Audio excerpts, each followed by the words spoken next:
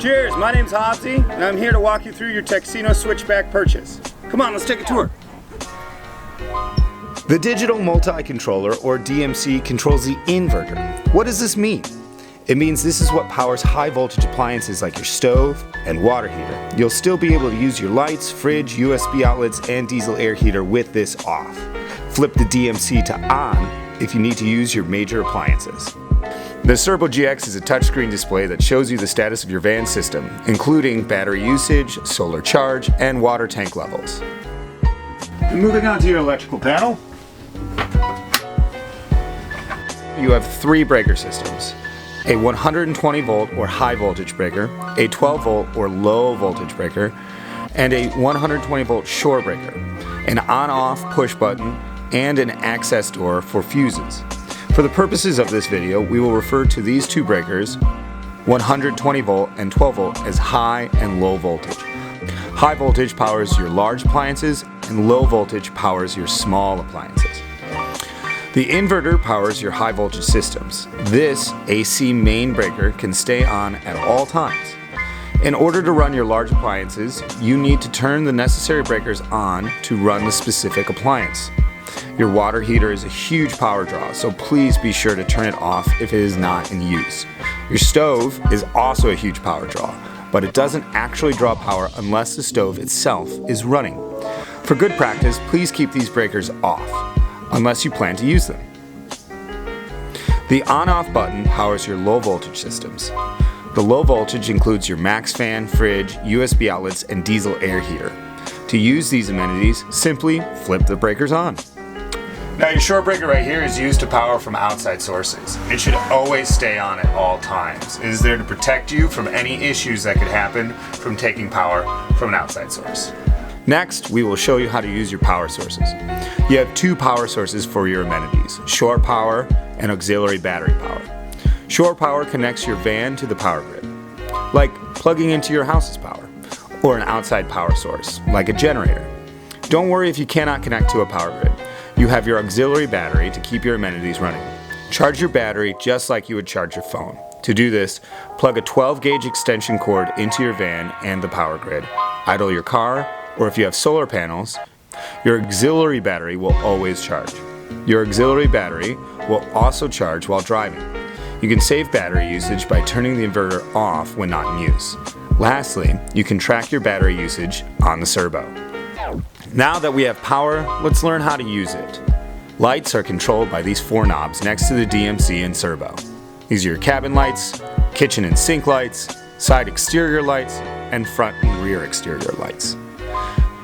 The max fan is powered by the low voltage breaker and controlled by this remote. Use this instead of your car's air conditioning when stationary to avoid depleting your car's battery. Lastly, when you're done with your max fan, make sure that you close it to avoid increasing your overhead and creating a lot of drag, especially on the highway. Now let's learn how to take a shower. First, remember to turn your water heater on in your switchboard. Second, turn your water pump on, and then set up your shower. It takes 20 to 30 minutes to heat your shower water. The second choice is idling your van to give your water heater a little extra juice. I would suggest you turn your van off before you start showering so not to be hit by the vehicle's exhaust.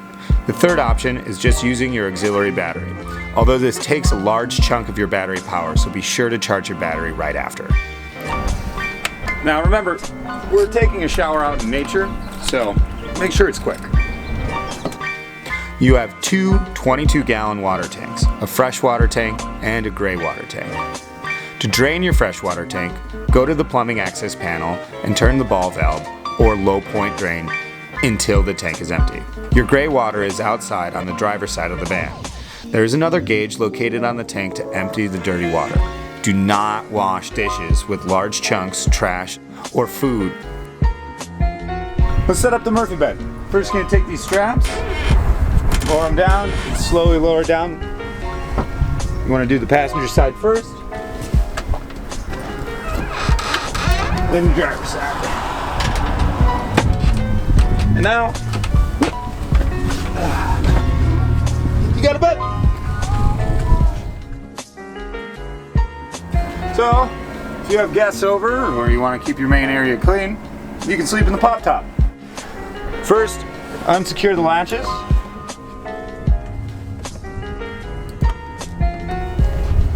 And then you'll push up. Now there's actuators that keep it down, so you might need to give it a little elbow grease.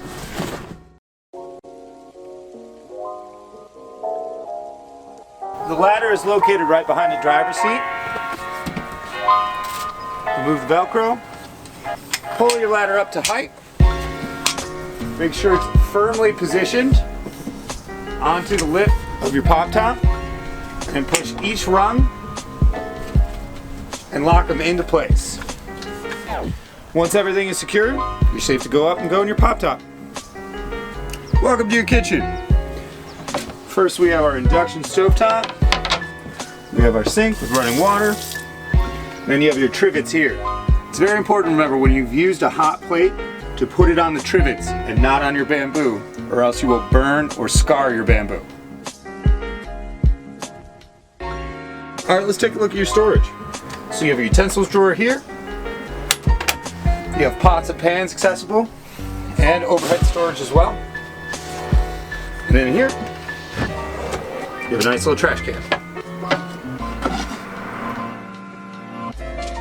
Now the floor here has an L-track system. This system allows you to move your chairs up and down for adjusting. You want to make sure that once you have the position that you like, you simply lock it in place. So there you have it. That's a quick run through of your Texino Switchback. If you have any more questions, please feel free to reach out. Until then, I'll see you on the road.